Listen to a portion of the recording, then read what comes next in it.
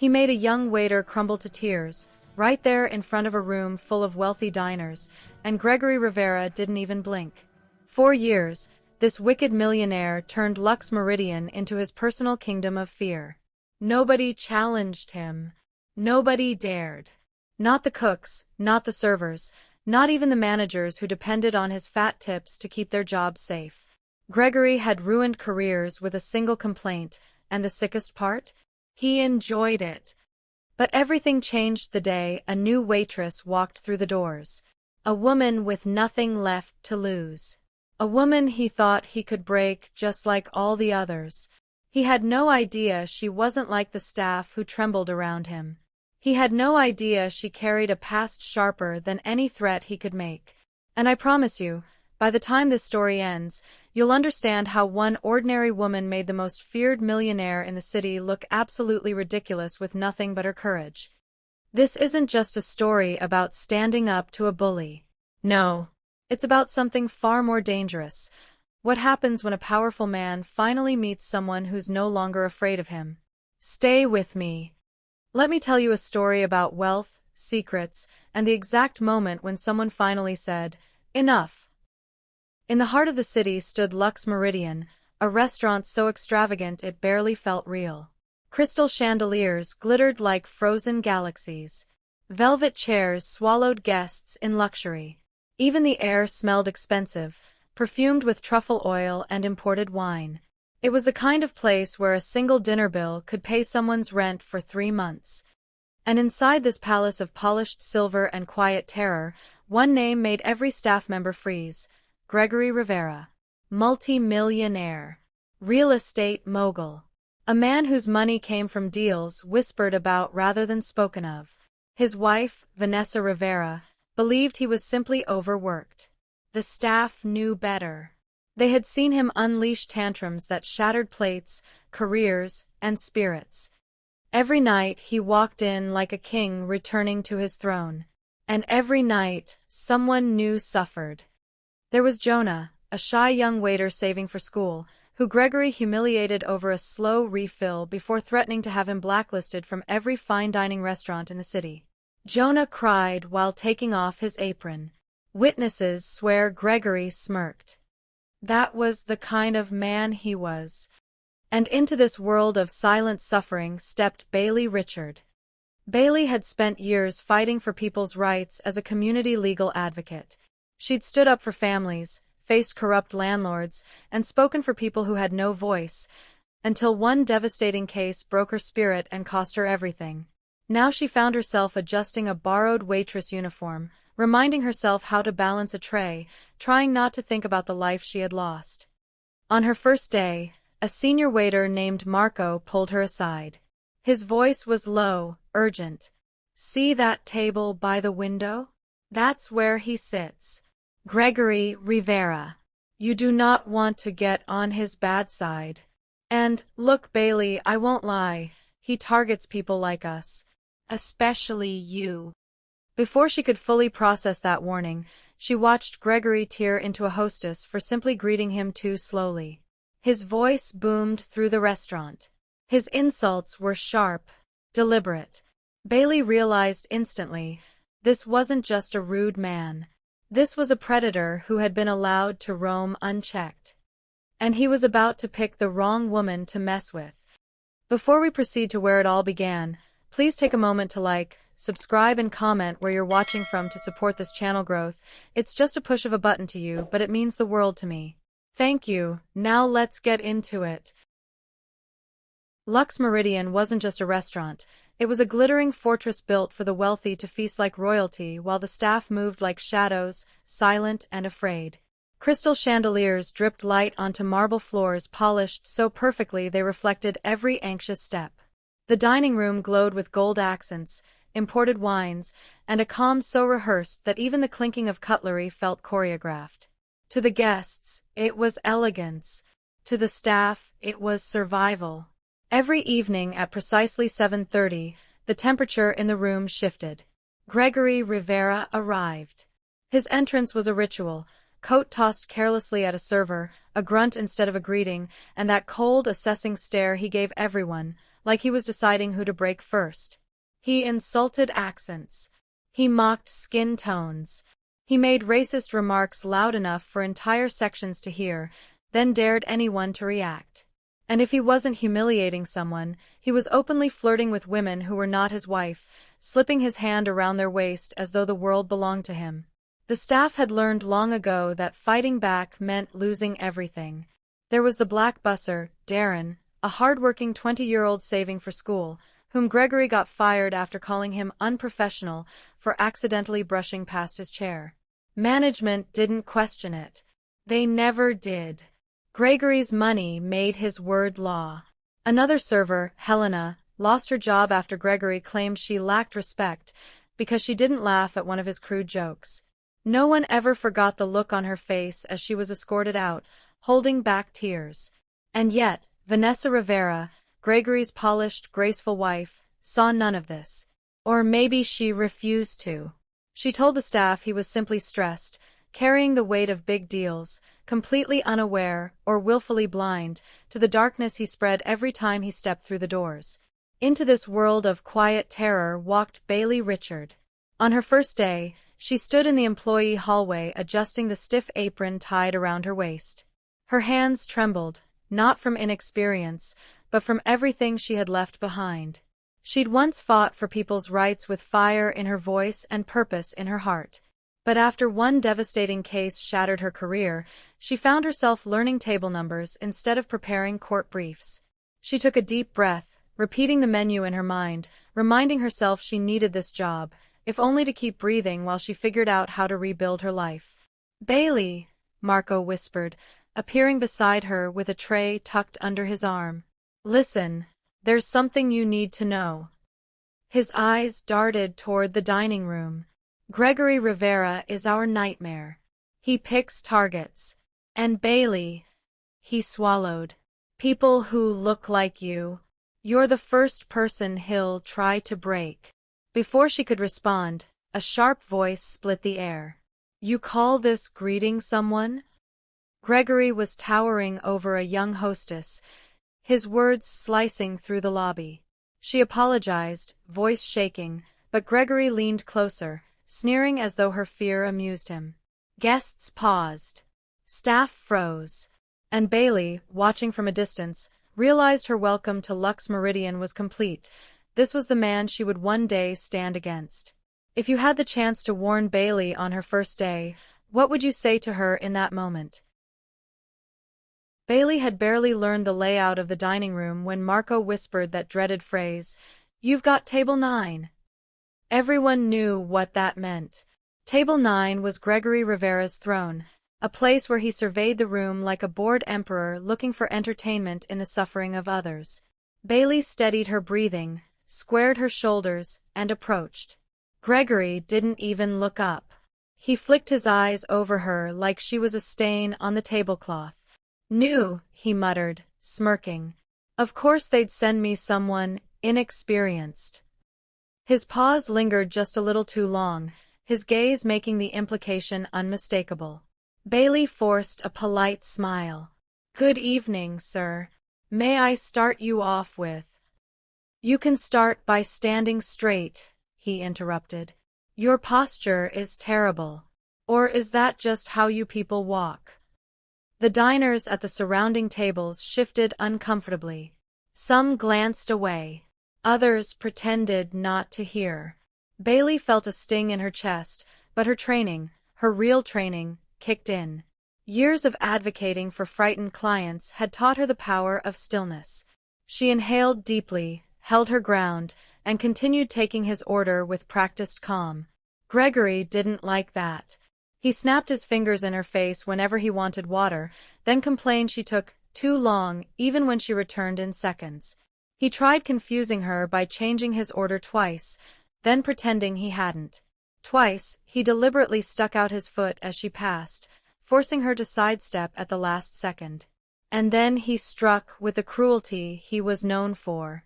As she set down his wine, Gregory accidentally knocked over the glass, letting the deep red liquid spill across the table and splatter down her apron. "You incompetent girl!" he shouted, loud enough to silence nearby conversations. "You can't even hold a glass? Do they hire anyone off the street now?" Bailey felt dozens of eyes on her. She smelled the wine soaking through her uniform. She saw Gregory's triumphant expression, the look of a man who believed he'd found a new toy to destroy. But she didn't break. She dabbed the spill calmly, her expression neutral.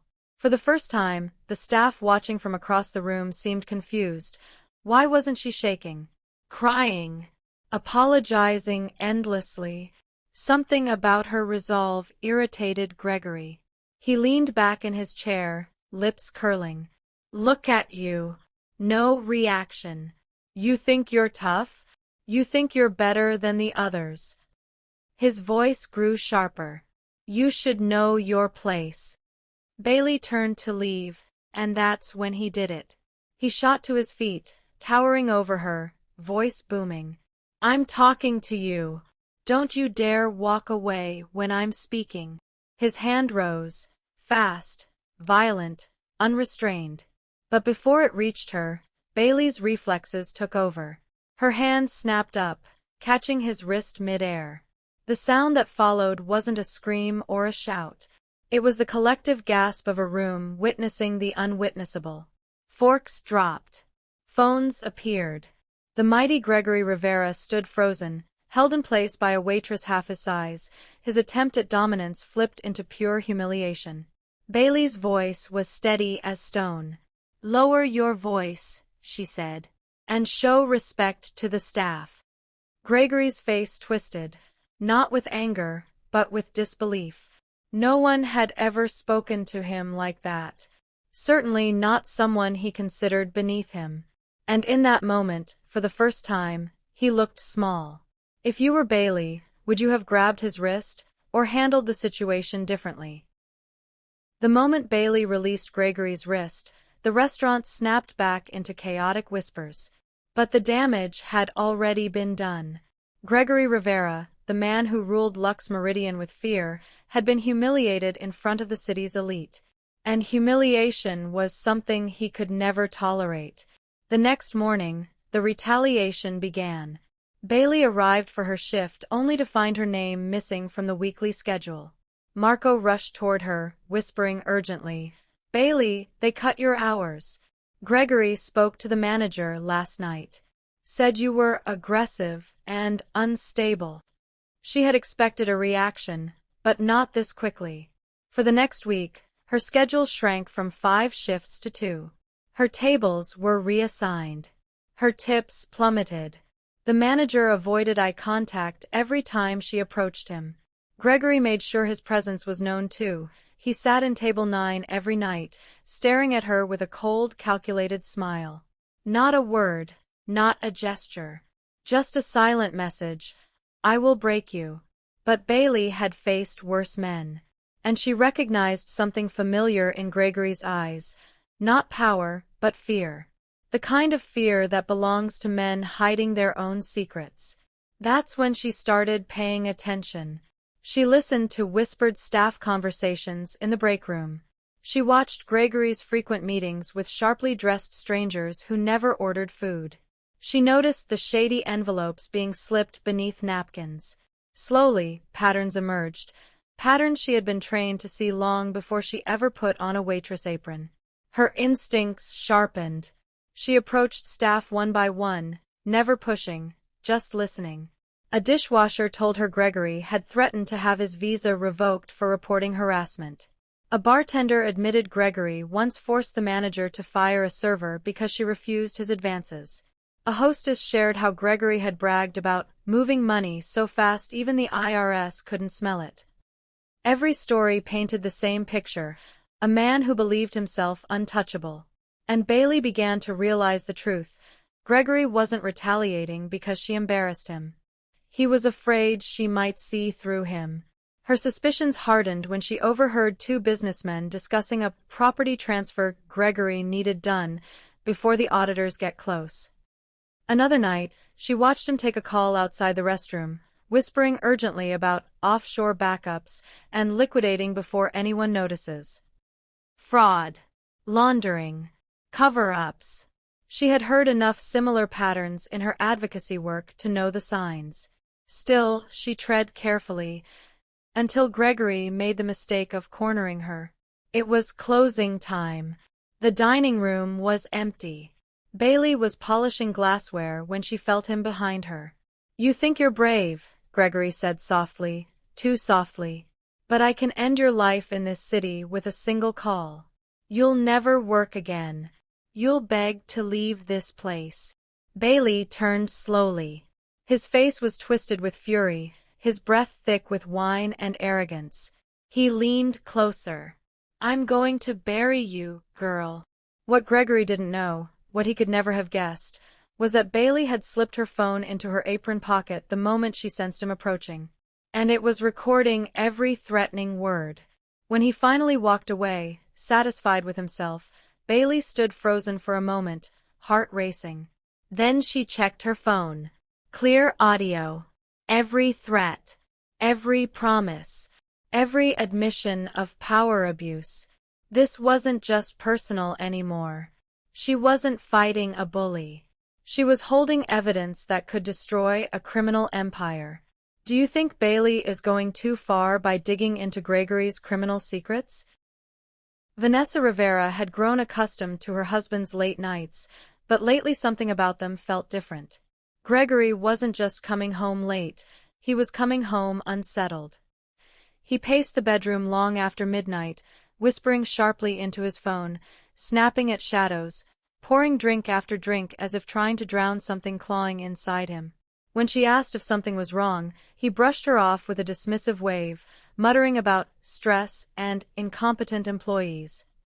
But Vanessa knew Gregory better than he believed she did.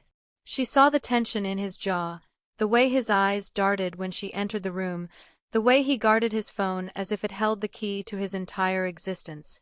One morning, while he showered, she noticed a crumpled receipt sticking out of his suit pocket on the dresser. She shouldn't have looked. She knew that, but curiosity tugged harder than guilt. The receipt was for a luxury penthouse across town, an address she didn't recognize. When she checked Gregory's financial app, she found more transactions leading to the same building, and another one. And another. 3 apartments, all under shell company names she didn't know. When Gregory emerged from the shower, she confronted him. "What are these?" she asked, holding up the receipts. He didn't even flinch. Instead, he smirked and said, "You're paranoid, Vanessa. Those are investments. You wouldn't understand." But she did understand. She understood that he was lying straight to her face. Days later, Vanessa decided to drop by Luxe Meridian, hoping to surprise him with lunch, something she hadn't done in months. As she walked down the corridor leading to his favorite booth, she heard his voice, sharp, venomous, the kind of tone she had only experienced once or twice behind closed doors. "You useless girl," Gregory spat. "You think you can embarrass me again? Watch your step." Vanessa froze. Peeking around the corner, she saw Gregory towering over a young waitress, Bailey. His face was red with fury, his hand twitching as if resisting the urge to strike her. Bailey stood stiff, steady, but Vanessa saw the tension in her shoulders. A manager rushed over, whispering something to Gregory, and he stormed out of the hallway. Bailey exhaled shakily, unaware Vanessa had witnessed everything. For Vanessa, that moment changed everything. That night, she stayed awake scrolling through old memories, ignored phone calls, unexplained absences, business trips that never matched his calendar. Something inside her cracked. She began digging, social media posts, building registries, property filings, even a few contacts she still had from charity events. Patterns began to surface. Meetings that didn't align with any legitimate business. Nights spent in the same 2 apartment buildings. Photos of him entering late with different women. But the part that chilled her was discovering that many of these meetings coincided with large unexplained money transfers. Still, she needed more. Proof. Something undeniable. That proof arrived in her email on a quiet afternoon. The message had no subject line, no signature, just an audio file. She pressed play. Gregory's voice filled the room, cold, violent, threatening Bailey's life and career, admitting to manipulation, bragging about his power. Vanessa covered her mouth, shaking. She replayed it 3 times. There was no doubt, no room for denial. This wasn't stress. This wasn't business pressure. This was a dangerous man spiraling out of control. The next morning, she sent a discreet message from a burner app to a number she had traced back to Bailey. "We need to talk. I believe you. And I want to help." For the first time in years, Vanessa Rivera chose to stand on the opposite side of her husband's shadow. If you were Vanessa, would you join Bailey or leave everything behind quietly? Bailey sat in her tiny apartment, surrounded by a mountain of folders, voice recordings, and printed emails. Each piece of evidence told the same story. Gregory Rivera was a man who thrived on fear, cruelty, and deception. With Vanessa's anonymous contributions, receipts, secret contracts, and proof of offshore accounts, the puzzle was complete. She had everything she needed to take him down. The first step was contacting the authorities. She reached out to a trusted investigator she had met years ago during her legal advocacy days, carefully arranging meetings under the radar. The agent listened, reviewing her evidence meticulously. Bailey had anticipated skepticism. After all, Gregory Rivera was untouchable, a man whose name alone could close doors and intimidate officials. But the recordings of him threatening her, combined with staff testimonies and the financial trail Vanessa had provided, left little room for doubt. Meanwhile, Gregory sensed the walls closing in. He escalated his attacks on Bailey, attempting to frame her for theft. A missing bottle of expensive wine appeared in her locker, and a forged document suggested she had embezzled tips. For a moment, it seemed like he might succeed.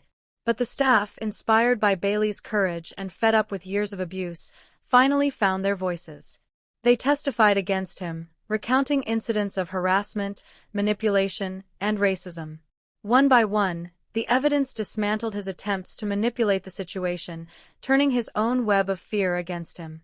Then came the raid. Early one morning, cameras rolled as law enforcement swarmed Gregory's office in the heart of the financial district. Vanessa was there, walking out boldly, her expression a mix of relief and fury. She didn't look back as Gregory's voice echoed through the building, shouting accusations and threats. The footage of Bailey gripping his wrist, taken months earlier, had already gone viral. Public opinion had turned decisively against him, branding the so-called untouchable millionaire as a cowardly tyrant exposed for all to see. Bailey watched the chaos unfold on her phone, heart pounding. Relief surged, but it was tempered by exhaustion. She thought of the staff who had suffered, the young workers who had quit or been fired, and the countless lives Gregory had tried to crush under his wealth and privilege. Today, justice had prevailed, but it had taken courage, strategy, and a refusal to be intimidated. As the days passed, Bailey returned to the advocacy work she had once loved. This time, she did so with recognition and respect on a national scale. News outlets interviewed her, praising her bravery and insight. She remained humble, always crediting the staff who had stood by her, and Vanessa, whose discreet support had made the case airtight. The story of Gregory Rivera became a cautionary tale in elite circles, a reminder that even the most feared and powerful could fall when challenged by integrity and persistence. And for Bailey, it was more than just victory.